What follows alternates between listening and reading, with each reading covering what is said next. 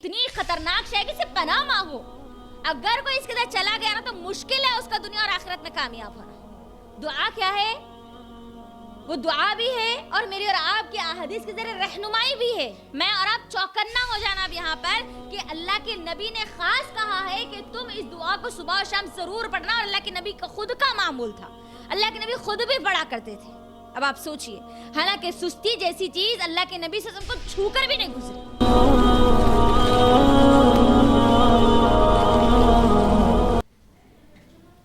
الحمد للہ وحدہ والصلاة والسلام علی من لا نبی بعدہ وعلی آلہ واصحابہ اجمعین, اما بعد فإن خیر الحدیث کتاب اللہ وخیر الہدی ہدی محمد صلی اللہ علیہ وسلم وشر الامور محدثاتها وکل محدثۃ بدعہ وکل بدعۃ ضلالہ وکل ضلالۃ فی النار.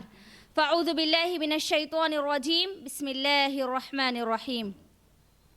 وَإِذَا قَالُوا إِلَى الصَّلَاةِ قَامُوا كُسَالَىٰ يُرَاءُونَ النَّاسَ وَلَا يَذْكُرُونَ اللَّهَ إِلَّا قَلِيلًا. رَبِّ اشْرَحْ لِي صَدْرِي وَيَسِّرْ لِي أَمْرِي وَاحْلُلْ عُقْدَةً مِّن لِّسَانِي يَفْقَهُوا قَوْلِي.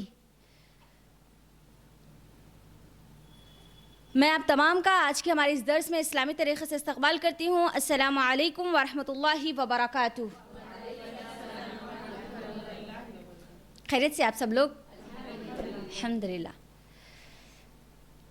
پہلی چیز میں آپ لوگوں کے درمیان یہ کلیئر کر دوں, شاید آپ لوگوں میں سے کوئی یہ سوچ رہے ہوں گے میرا لیکچر سے تھوڑا لیٹ سٹارٹ ہو رہا ہے تو شاید ہو سکتا ہے کہ بہت لیٹ ہوگا. نہیں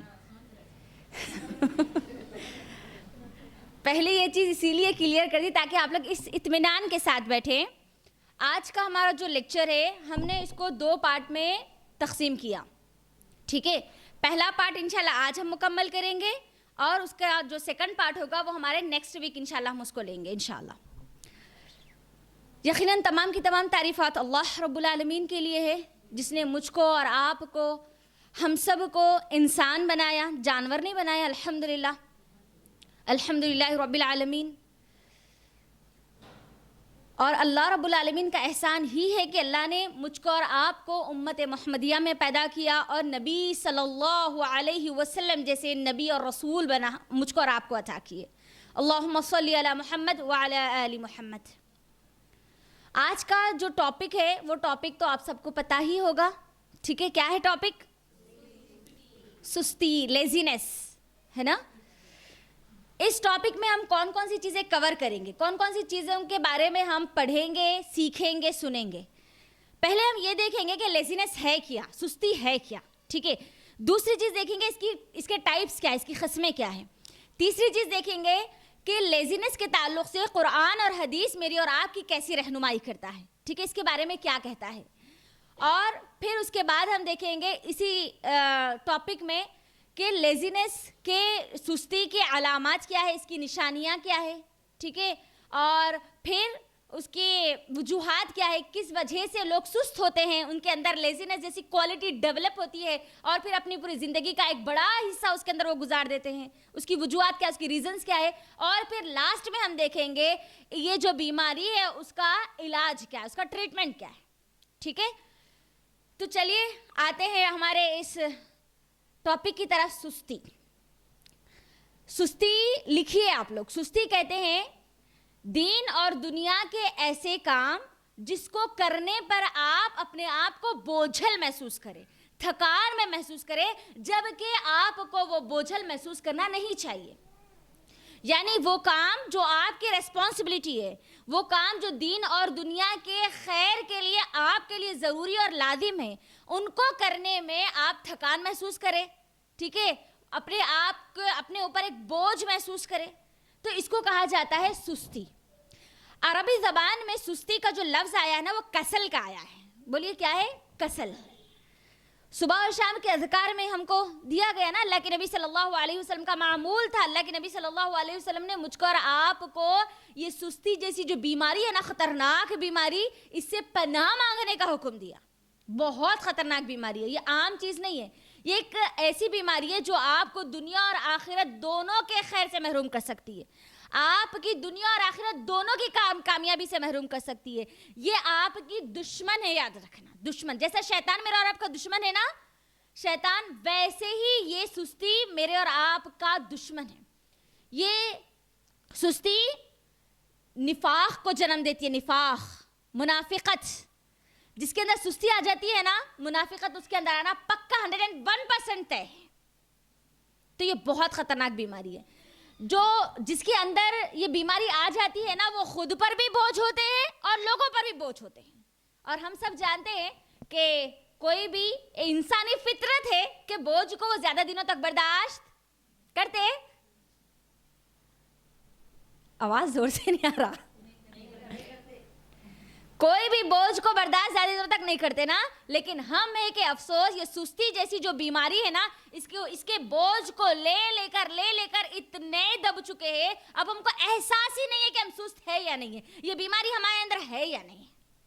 بہت خطرناک بیماری ہے. یہ بیماری کہا گیا, ہمارے سلف صالحین اس سے ایسے بچتے تھے کہ یہ ہمارے قریب بھی نہ آئے. اس کے اندر جانا تو دور کی بات ہے, کیونکہ منافقت ہے نا, منافق یہ بہت خطرناک ٹائپ ہے ان لوگوں کی جو اللہ رب العالمین جن کو سخت ناپسند کرتا ہے. جہنم کا جو نچلا حصہ ہے نا, انہی لوگوں کے لیے تیار کیا گیا ہے. اس بیماری کو جنم دیتی ہے یہ سستی. آگے ہم دیکھیں گے کہ کیسے اللہ رب العالمین قرآن میں ہم سب کی رہنمائی کرتا ہے اس سستی کو لے کر. تو یہ بات تو کلیئر ہو گئی کہ یہ بہت خطرناک چیز ہے. ٹھیک ہے, ہم سب کو اس سے بچنا ہے, پہلے کلیئر کر لینا اس کو. ہم کو اپنے اندر آنے ہی نہیں دینا. آنے دینا تو دور کی بات ہے, ہمارے سائیڈ میں بھی نہیں آنا, کارنر پہ بھی نہیں آنا ہماری زندگی کے. اب اس کے ٹائپس کیا ہے, اس کی قسمیں کیا ہیں؟ اس کی 2 قسمیں یاد رکھنا. سستی کی 2 قسمیں ہیں. پہلی ہے عقل کی سستی اور دوسری ہے جسم کی سستی. عقل کی سستی کیا ہے؟ عقل کی سستی ہے اللہ رب العالمین کی نعمتوں پر غور و فکر نہ کرنا, اس کی دی گئی نعمتوں کا استعمال نہ کرنا. اللہ رب العالمین نے جو صلاحیتیں ہم کو دی ہے اس کو نہ پہچاننا, اس کا استعمال نہ کرنا, کوئی چیز نہیں کرنا. یعنی اپنے دماغ کو بالکل استعمال نہیں کرنا. جو ہے جیسا ہے بس ویسے ہی رہنا, جس حال میں بس اسی حال میں رہنا. اپنے آپ کو بہتر کرنے کی کوشش نہیں کرنا, نئی چیزیں کرنے کی طرف بالکل نہیں جانا. یہ کیا ہے؟ عقل کی سستی ہے. اور میں آپ سب کو بتا دوں, میرا اور آپ کا جو رب ہے اللہ رب العالمین, جو سب سے پیارا رب ہے, بہترین رب ہے, نبی صلی اللہ علیہ وسلم سب سے پیارے نبی, کتاب اللہ قرآن مجید سب سے بہترین کتاب, اور یہ شریعت جو مجھ کو اور آپ کو دی گئی ہے نا, سب سے بہترین شریعت, یہ سب کے سب اس سستی کے سخت خلاف ہیں. نہ اللہ چاہتا ہے کہ ہمارے اندر یہ بیماری آئے, نہ نبی صلی اللہ علیہ وسلم, نہ یہ شریعت چاہتی ہے, نہ کتاب اللہ چاہتی ہے. کوئی نہیں چاہتے کہ یہ بیماری کبھی ہمارے قریب بھی بھٹکے. تو اب یہ جو عقل کی سستی ہے نا, عقل کی سستی, ماندھ پڑ جانا, اپنے دماغ کا بالکل استعمال نہیں کرنا, کوئی نئی چیز نہیں کرنا, جو ہے جیسا ہے ہاں بس ہے, ہم کو کچھ نہیں کرنا, ہماری اپنی طرف سے ہمارے دماغ کے گھوڑے بالکل نہیں دوڑانا. آپ دیکھیے ہمارے جو صحابہ تھے نا, سلف صالحین کو دیکھ لو, صحابہ کو دیکھ لو. آپ لوگ مجھے بتائیے مسلمانوں کا گولڈن ایج آف مسلمز کا پیریڈ کیا ہے؟ کون سا پیریڈ کو مانا جاتا ہے جس میں مسلمانوں نے سب سے زیادہ اس دنیا میں فتوحات کی ہے, سب سے زیادہ دنیا کو بہترین سے بہترین چیزیں دی, نئے ایجادات, نئے ڈسکوریز کیے. 8 سینچری سے لے کر 16 سینچری, یہ ہے مسلمانوں کا گولڈن ایج آف مسلمز. اور پوری دنیا آج اس بات کو مانتی ہے, یہ جو پیریڈ تھا اس کے اندر مسلمانوں نے دنیا کو بہت فائدہ پہنچایا. اور وہ تھے کون؟ میرے اور آپ کے صحابہ. دین میں بھی آگے, دنیا میں بھی آگے, عقل سے سست نہیں تھے. جہاں اپنی راتیں اللہ رب العالمین کا ذکر کرتے گزارتے, تو اپنے دن اللہ رب العالمین نے جو حلال کام کرنے کا حکم دیا نا اس کو کرنے میں گزار دیتے. راتیں اللہ کے قیام میں گزرتی, ان کی تمام گزرتی, تو ان کے دن تجارتوں کو کمانے کے لیے نکلتے, جنگوں کو لڑنے کے لیے نکلتے. نہ ان کی راتوں میں وہ عقل کے سست تھے, نہ دن میں وہ عقل کے سست تھے. اور آج آپ دیکھ لیجئے ہمارے امت مسلمہ کا ایک بڑا حصہ، اگر میں آپ کو بولوں کہ زیادہ تر حصہ اس کا شکار ہے. آج کوئی نئے کام کرنا نہیں چاہتے، جو ہے جو پہلے سے چلتا ہو رہا نا بس اسی کو لے کر آگے بڑھو. نہیں، سم تھنگ نیو کرنے کی جو کوالٹی ہے نا وہ عقل کے سست جو لوگ ہوتے ہیں نا ان کے اندر نہیں ہوتی. آج ہمارے مسلمان مجھے بتائیے نئے نئے چیزوں کے ایجادات کر رہے ہیں، نئے نئے چیزوں کی طرف جا رہے ہیں، دنیا کو فائدہ پہنچانے کے لیے کچھ کر رہے ہیں، اپنی آخرت کے لیے کچھ کر رہے ہیں؟ نہیں. اللہ رب العالمین نے جو شریعت دی ہے نا اس کو پڑھنے سے ہم خاسر ہیں. عقل کے جو سست لوگ ہوتے ہیں نا وہ کبھی اللہ کی کتاب پر غور و فکر نہیں کرتے. افسوس کی بات ہے کہ غیر مسلم آج قرآن کا مطالعہ کر کر دنیا کو نئی نئی چیزیں بتا رہے ہیں. میں اور آپ جس کے لیے یہ کتاب خاص ہے، حالانکہ پوری کی پوری انسانیت کے لیے یہ کتاب ہے. میرے اور آپ کے لیے تو وہاں پر ایمان لانا لازم ہے نا، ان کے لیے ایمان لانا بھی لازم نہیں ہے جنہوں نے ابھی ایمان نہیں لایا. وہ غیر مسلم ہے، ابھی وہ اللہ کو نہیں مانتے. لیکن اللہ کو ماننے والے لوگوں کے لیے قرآن کو پڑھنا، اس پر غور و فکر کرنا ان کے لیے کمپلسری ہے. لیکن یہ غور و فکر کر کون رہا ہے؟ غیر قوم ہے. عقل کے سست آج ہم ہو چکے. ہم مسلمان ہیں، ہمارا ٹائٹل ہے مسلمان، اور مسلمان کبھی عقل سے سست ہو ہی نہیں سکتا. ہمیشہ وہ کچھ نہ کچھ کرتا رہتا ہے، خود کے فائدے کے لیے یا لوگوں کے فائدے کے لیے کرتا چلا جاتا ہے. ایک چیز پر ڈیپینڈ ہو کر نہیں بیٹھ جاتا. اس کو کسی نہ کسی طریقے سے اگر کوئی پرابلم آتی ہے اس کے سلیوشن کے لیے وہ آگے بڑھتا ہے. لیکن آج ہمارا معاملہ کیا ہے؟ مسلمانوں کا معاملہ، اگر کوئی بیماری آ گئی جیسے کہ کرونا ہی لے لو، آپ مجھے بتاؤ کون مسلمان آگے بڑھا اس کی دوائی بنانے کے لیے؟ مسلمان سائنٹسٹ کی کمی ہے؟ نہیں ہے مسلمان سائنٹسٹ. عقل سے جو سست ہوتے ہیں نا وہ لوگ کبھی دنیا کو فائدہ نہیں دیتے اور نہ یہ دنیا میں رہنے والے لوگوں کے فائدہ مند بنتے ہیں. دوسری چیز ہے جسم سے سست ہونا. جو لوگ جسم سے سست ہوتے ہیں نا وہ چنگم کی طرح رہتے ہیں. ایک جگہ بیٹھ گئے تو بس ہو گیا ان کا کام تمام. اور ایسے لوگوں کے اندر جو سب سے زیادہ چیز متاثر ہوتی ہے نا اللہ رب العالمین کی عبادت. اللہ رب العالمین کی عبادت کرنا ان سے نہیں ہوتا کیونکہ ان کا جو جسم ہے نا وہ سست ہے. جو چست جسم ہوتا ہے نا صحابہ کی طرح وہ کھڑے ہو جاتے چاہے ان کے پوری راتیں ہی کھڑے کیوں نہ ہونے پڑے. ہم دیکھتے ہیں نا بعض جنگوں کے کہاں پر تھے ہم لوگ کہ اللہ کے نبی صلی اللہ علیہ وسلم کے دور میں جب جنگیں ہوا کرتی تھی تو اس وقت اللہ کے نبی صلی اللہ علیہ وسلم رات کے وقت پہرے داروں کو رکھتے تھے نا. کچھ صحابہ کو کہتے تھے کہ آج کون پہرے داری کرے گا. آپ اندازہ لگائیے پوری رات گھومتے ہوئے ٹھہرتے ہوئے تمام لوگوں کی حفاظت کرنا. جو جسم کے سست لوگ ہوتے کیا وہ یہ کر سکتے ہیں؟ اندازہ کریے دن میں بھی ہے ان کو جنگیں لڑنا اور رات میں پہرا دینا. یہ وہی لوگ کر سکتے ہیں جو واقعی جسم سے چست ہوتے ہیں، سست نہیں. جو جسم سے جو سست ہوتے ہیں نا یہ اپنے جسم سے ان کو جو کام کرنا چاہیے وہ کام نہیں کرتے. ان کی صرف فکر ہوتی کیا ہے؟ کھانا ہے اور بیٹھنا ہے. وہ کھانے کو گلانا کیسے وہ نہیں جانتے. یہ ہوتے ہیں کون لوگ؟ جسم کے سست لوگ.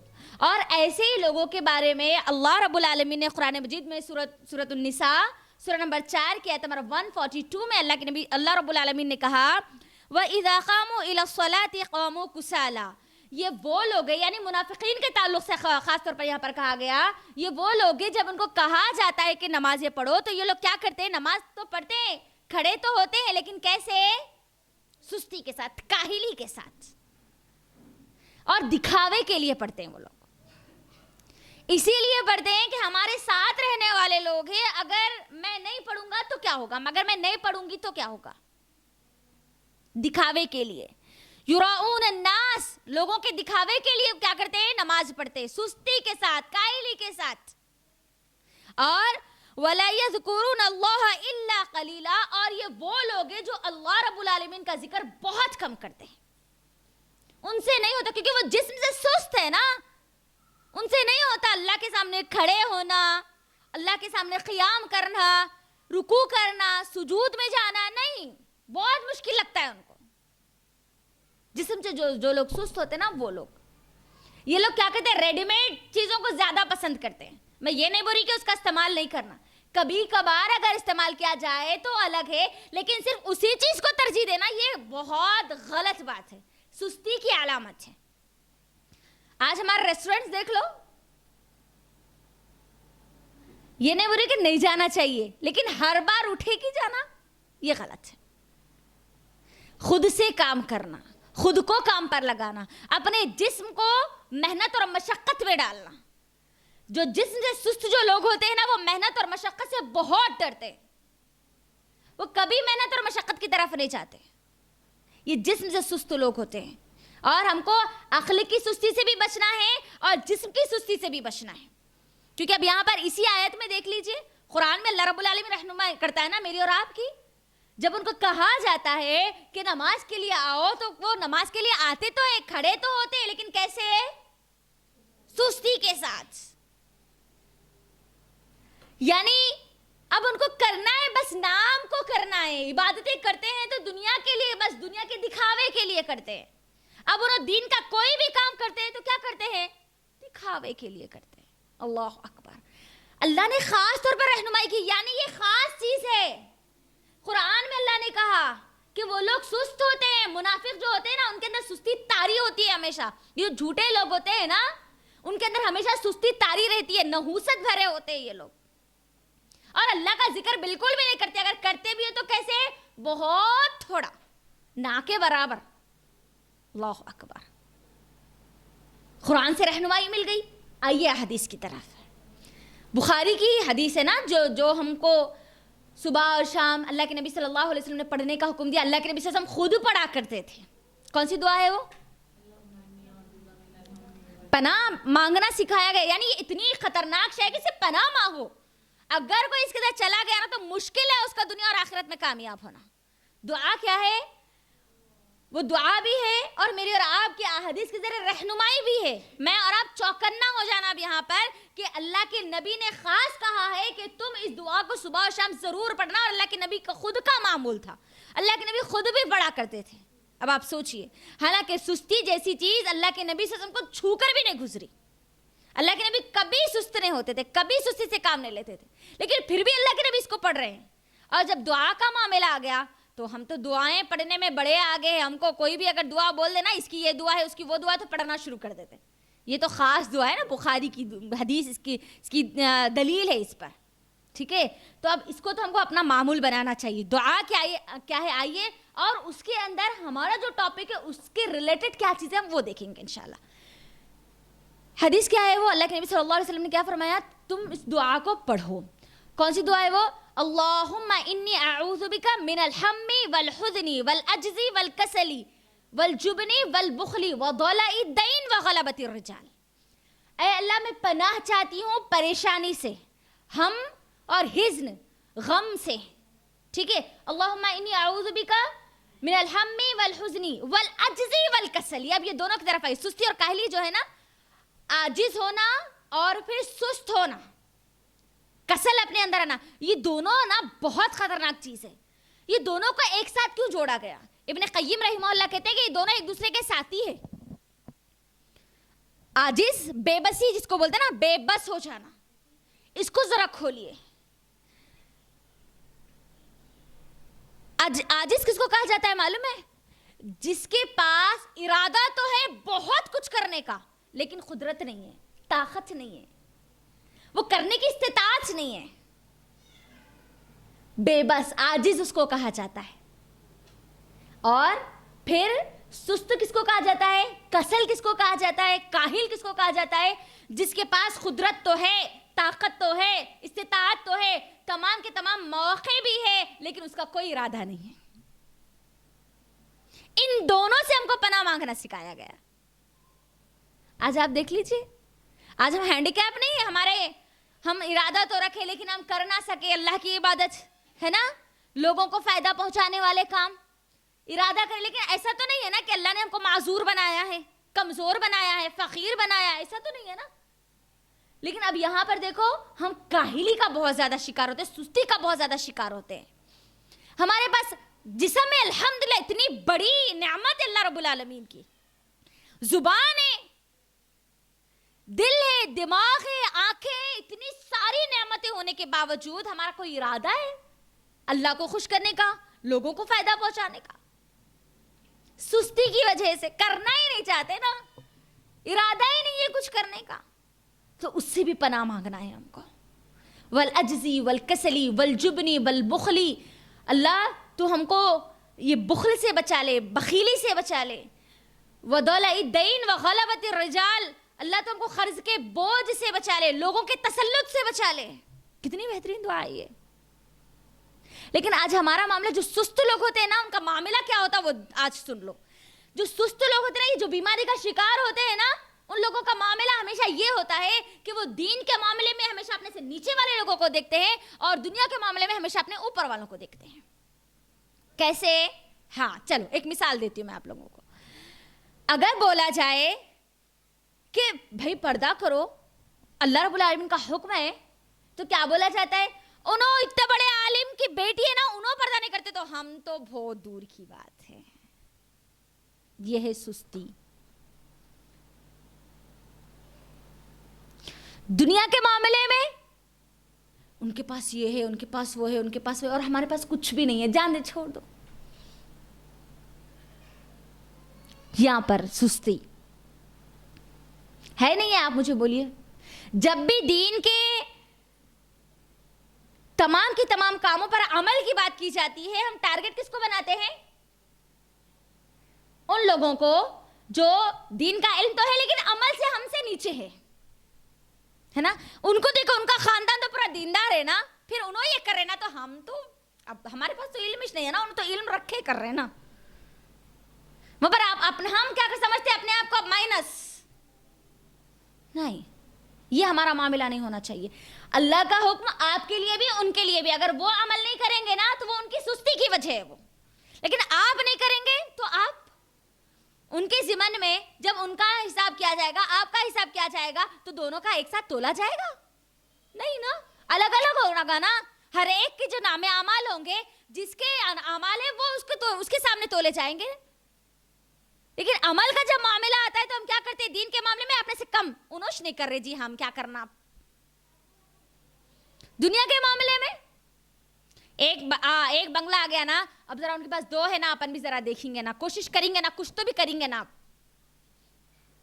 जरा दो बंगले नहीं बने तो नहीं बने, घर के ऊपर और एक किराएदार तो लाके रखेंगे ना। ये दुनिया के मामले में। अल्लाह अकबर। तो अब यहाँ पर सही मुस्लिम की एक हदीस है, सुनिए इस हदीस को। अल्लाह के नबी सल्लल्लाहु अलैहि वसल्लम ने फरमाया कि तुम लोगों को फ़ायदा पहुंचाने की चीज़ों में, यानी फ़ायदामंद चीज़ों में एक दूसरे के हरीस बनो और सुस्ती और कायली से अपने आप को बचा लो। हदीस है ये, बाज़ाब्ता। क्या कहा? हदीस क्या है? तुम मुफीद चीज़ों में, फ़ायदा पहुंचाने वाली चीज़ों में, फ़ायदा हासिल करने वाली चीज़ों में एक दूसरे के हरीस बनो, लालची बनो, और अपने आप को सुस्ती और काहिली से क्या कर लो? बचा लो। दीन का मामला देख लो, दीन के मामले में कौन एक दूसरे के हरीस होते हैं? मुझे बताइए। इल्म के मामले में हम कहाँ एक दूसरे के हरीस होते हैं? हमारा तो सुस्ती का मामला ये है कि बचपन में 10 सूरतें याद करे थे, मौत तक वो 10 सूरतें हमारी नमाजों में हम पढ़ते, 11वीं सूरा की तरफ ना हम जाते हैं ना हम ना जाना चाहते हैं। ये सुस्ती। एक बार बचपन में हमारी दावत करके कुरान क़ानी कर दी गई, हमारी कुरान मुकम्मल हो गई, अब उसके बाद हमको कहाँ पढ़ना, हम तो पढ़ लिए। ये सुस्ती। जो चुस्त लोग होते हैं ना, वो हमेशा आगे बढ़ने की कोशिश करते हैं। जिसके सुस्ती जैसी बीमारी नहीं होती ना, वो हमेशा अपने आप को क्या करते हैं? डेवलप करते रहते हैं, प्रोडक्टिव बनाते हैं, अच्छी कामों की तरफ आगे ले जाते हैं। अपने को जहां वो शुरू है वहीं वो खत्म नहीं होते, उनका दायरा बड़ा वसी होता है। तो अब ये थी अहदीस से हमारी रहनुमाई। अब उसके बाद है उसकी अलामात क्या है। ठीक है, सुस्ती ये बीमारी किसके अंदर होती है, कौन कौन से लोगों के अंदर होती है, क्यों होती है ये? ठीक है, ये भी एक बहुत बड़ा सवाल है ना। इसकी वजूहात क्या है اور اس کی کا رزلٹ, اس کا ٹریٹمنٹ کیا ہے, اس کا علاج کیا ہے, یہ چیزیں ہم ہمارے نیکسٹ درس میں دیکھیں گے. ہے تو یہ بہت خطرناک چیز, بچنا تو ہم کو ہے, اور اپنے آپ کو بھی چیک کرنا ہے کہ کیا میں تو اس کے اندر انوالو نہیں ہوں. اور ہمارا زیادہ تر حصہ, ہم سب کہیں نہ کہیں کسی نہ کسی فیصد میں اس بیماری میں مشغول ہے, شامل تو ہے. ہم سب کو بچنا تو ہے, اپنے آپ کو چیک کرنا ہے کہ وہ علامات کون سی ہے, وہ نشانیاں کون سی ہے, ٹھیک ہے, وہ وجوہات کون سی ہے جس کی وجہ سے یہ خطرناک بیماری ہمارے اندر آتی ہے, اور اس کا علاج کیا ہے, اس کا ٹریٹمنٹ کیا ہے. یہ چیزیں ہم ہمارے نیکسٹ درس میں دیکھیں گے. لیکن ایک چیز میں بتا دیتی ہوں, ہم سب بھی کہیں نہ کہیں کسی نہ کسی طرح تھکان کا شکار تو ہوتے ہیں, ٹھیک ہے. بات چیزیں ہمارے اوپر بھی ایسا ہوتا ہے کہ بہت سارا ہم کام کریں تو تھک جائے, اب ہم دوسرا کام کرنے کا ہمارا دل نہ ہو. اگر کبھی گھر کا بہت سارا کام کر لے تو عبادات کرنے کا دل نہ ہوتا ہے نا, ایسے ہو سکتا ہے, انسانی فطرت ہے. اور شریعت انسانی فطرت کو کیا کرتی ہے, پریزنٹ کرتی ہے ہمیشہ. اب یہاں پر دیکھیے ایک میں بات بتا دیتی ہوں علاج کے طور پر. میں نیکسٹ درس میں پوچھوں گی آپ کو کہ اس کا علاج میں نے کیا بتایا تھا. فاطمہ رضی اللہ تعالیٰ عنہ اور علی رضی اللہ تعالیٰ عنہ, یہ جو فیملی ہے, امیر فیملی تھی یا غریب فیملی تھی, بتائیے مجھے جی. دنیاوی اعتبار سے تو غریب ہے, لیکن کون ہے علی رضی اللہ تعالیٰ عنہ؟ اللہ اکبر, جنت کے سرداروں میں سے ایک سردار. فاطمہ رضی اللہ تعالیٰ عنہ جنت کی عورتوں کی سردار, دنیاوی اعتبار سے غریب ہے, یہ کلیئر ہے. ہم کو ہچکچانے کی ضرورت نہیں ہے کہ وہ غریب تھے, نہیں, ان کی غریبی ان کی بہت بڑی طاقت تھی, یاد رکھنا. تو اب ہماری جو فاطمہ رضی اللہ تعالیٰ عنہ تھی, وہ جو چکی ہماری طرح چکیوں سے آٹا نہیں آ جایا کرتا تھا نا, وہاں پر کیا کرتے تھے, خود جو کو کیا کرتے تھے, پیسا کرتے تھے, اس کا آٹا بنایا کرتے تھے, اس کی روٹی ڈالا کرتے تھے, خود کیا کرتے تھے یہ کام. اور پانی کی طرح ہمارے جیسا گھروں میں آج پانی کی زبردست سہولتیں, ویسی سہولتیں نہیں تھی. جو کنویں ہوتے تھے وہاں سے کیا کرنا پڑتا تھا, پانی کو لانا پڑتا تھا. تو اب ہماری فاطمہ رضی اللہ تعالیٰ عنہ جو ہے وہ یہ گھر کے تمام کام اکیلی کر رہی ہے. کرتے کرتے جب تھک جاتی ہے, علی رضی اللہ تعالیٰ عنہ جب ان کو دیکھتے ہیں کہ فاطمہ رضی اللہ تعالیٰ عنہ بڑی تھکان کا شکار ہو رہی ہے, تو ان کو کہتے ہیں کون, علی رضی اللہ تعالیٰ عنہ, کہ اے فاطمہ جاؤ, جا کر اپنے جو باپ ہے یعنی محمد رسول اللہ صلی اللہ علیہ وسلم کے پاس جاؤ, کیونکہ ان کے پاس کچھ غلام آئے ہیں, ہو سکتا ہے تم کو کوئی غلام ایک مل جائے جو تمہاری ان کاموں میں مدد کرے. جا کر اپنے والد سے جا کر بولو کہ میرے لیے ذرا مشکل ہو رہا ہے, میں بڑی تھکان کا شکار ہو رہی ہوں, میرے لیے یہ کام کرنا بہت مشکل کا ایک سبب بن رہا ہے. تو اب فاطمہ رضی اللہ تعالیٰ عنہ کیا کرتی ہے, جاتی ہے کہاں, اللہ کے نبی صلی اللہ علیہ وسلم کے پاس. جب گھر جاتی ہے تو وہاں پر رہتے کون, اماں عائشہ رضی اللہ تعالیٰ عنہ. اللہ کے نبی صلی اللہ علیہ وسلم گھر پہ نہیں رہتے. فاطمہ رضی اللہ تعالیٰ عنہ کو آنے کا ریزن پوچھتے ہیں کون, اماں عائشہ رضی اللہ تعالیٰ عنہ. اور پھر فاطمہ رضی اللہ تعالیٰ عنہ ان کو ریزن بتا دیتی ہے کہ میں تو ایک غلام لینے کے لیے آئی تھی تاکہ وہ میرے گھر کے کاموں میں میری مدد کر سکے, اور اللہ کے نبی صلی اللہ علیہ وسلم نہیں ہے. تو اب وہ ان کو وجہ بتا کر اپنے گھر چل دیتی ہے فاطمہ رضی اللہ تعالیٰ عنہ. اللہ کے نبی صلی اللہ علیہ وسلم جب گھر آتے ہیں تو اماں عائشہ یہ پورا کا پورا ماجرہ سناتی ہے نبی صلی اللہ علیہ وسلم کو. نبی صلی اللہ علیہ وسلم یہ پورا ماجرہ سن کر جاتے ہیں کہاں, فاطمہ رضی اللہ تعالیٰ عنہ کے پاس. اور جا کر جب یہ تمام کی تمام چیزیں فاطمہ رضی اللہ تعالیٰ عنہ بتاتی ہے نبی صلی اللہ علیہ وسلم کو, تو اللہ کے نبی صلی اللہ علیہ وسلم کہتے ہیں اے فاطمہ کیا میں تمہیں غلام سے بھی بہتر کوئی چیز نہ بتا دوں, کوئی ایسی چیز نہ تمہیں دے دوں جس سے نا یہ غلام سے جو تم کو آسانی ہوگی نا, تم کو لگتا ہے نا کہ تمہارے لیے آسانی ہوگی, اس سے بھی زیادہ تمہارے لیے آسانی ہوگی, کوئی ایسی بات نہ بتلا دوں. تو ہمارے جو جتنے صحابہ تھے, جتنے صحابیات تھے, اور جتنے صالحین تھے, ان سب کی یہ عادت تھی کہ وہ ہمیشہ بہترین چیز کو ترجیح دیتے تھے, بہتر سے بہترین کی طرف وہ جاتے تھے. تو اماں فاطمہ رضی اللہ عنہ کا تو کیا مقام ہے, اللہ اکبر. وہ کہتے اے ابا جان ضرور آپ مجھے بتائیے, اس سے بہتر کوئی اور, میں تو اس کو بہتر سمجھ رہی تھی نا, اس سے بھی بہتر کوئی چیز ہے تو مجھے بتا دیجیے. تو اللہ کے نبی صلی اللہ علیہ وسلم نے کیا کہا, اے فاطمہ جب تم رات کو اپنے بستر پر جاؤ تو تم 33 ٹائمز سبحان اللہ, 33 ٹائمز الحمدللہ, اور 34 ٹائمز اللہ اکبر پڑھ لینا. اور جب تم یہ پڑھ لو گی تو صبح اللہ رب العالمین تمہارے جسم کی بہترین طاقت تم کو عطا کرے گا، جس میں ایک بہترین طاقت اللہ رب العالمین دے گا، جس سے تم یہ تھکان جو اپنے جسم میں محسوس کر رہی ہو نا وہ چلی جاؤ گا. اور فاطمہ رضی اللہ عنہا خود کہتی ہے کہ میں اس کو پڑھنے کے بعد کبھی اپنے جسم میں تھکاوٹ محسوس نہیں کیا. ہم بھی کہیں نہ کہیں اس کا شکار ہوتے ہیں نا. تو ابھی وہ کون لوگ ہیں، کس کے اندر یہ زیادہ ہے، کس کے اندر یہ کم ہے، اس کی وجوہات کیا ہے، اس کو جاننے سے پہلے یہ ایک عمل آنے والے، کیونکہ 8 دن ابھی ہمارے پاس ہے، تو یہ عمل کر لیں گے تو دل کو تھوڑی خوشی ہوگی کہ میں یہ عمل کر رہی ہوں اور میرے اندر سے یہ تھوڑا جا رہی ہے. ہم سب جانتے ہیں، اپنے اندر خود جانتے ہیں کہ ہم کتنے سست ہیں. ٹھیک ہے، تو یہ ایک آخری چیز میں آپ کے درمیان رکھ رہی تھی. تو اب انشاءاللہ ہم ہمارے نیکسٹ جو درس میں ہم لوگ دیکھیں گے کہ یہ جو سستی ہے اس کی نشانیاں، اس کی علامات اور وجوہات اور اس کا علاج. ٹھیک ہے انشاءاللہ. تو یہ بڑی خطرناک چیز ہے، اس سے ہم سب کو بچنا ہے، بچنا بھی ہے اور بچانا بھی ہے. اللہ رب العالمین سے پناہ بھی مانگنا ہے، اور صبح اور شام کے اذکار میں یہ دعا کو ضرور پڑھنا ہے. ٹھیک ہے، دعا کیا ہے سب کو یاد ہے؟ پڑھیے ایک مرتبہ.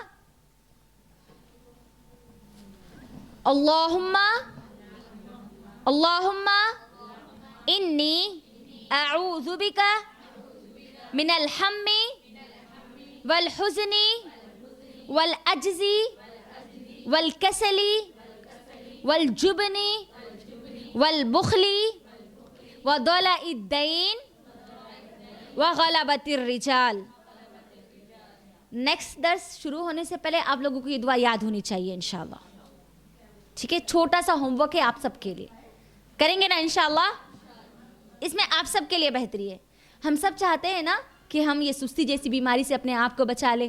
ہمارے اندر جو بچی کچھ ہی جو اس کا کچھ پرسنٹیج ہمارے اندر باقی ہے وہ بھی چلا جائے، ہے نا، ہے کچھ نہ کچھ پرسنٹیج تو ہے، وہ بھی چلا جائے. تو اس دعا کو لازم پکڑ لو. ٹھیک ہے، تو یہیں پر انشاءاللہ میں اپنی بات کو مکمل کرتی ہوں اور اللہ رب العالمین سے دعا کرتی ہوں کہ اللہ رب العالمین ہم سب کو اس محلک بیماری سے محفوظ رکھے، ہم سب کو ہمیشہ چست رہنے والے بنا دے، اللہ رب العالمین کی خوب عبادت کرنے والے بنا دے، ہم کو عقل سے بھی اللہ رب العالمین چست کر دے اور پھر جسم سے بھی اللہ رب العالمین کو چست کر دے. آمین.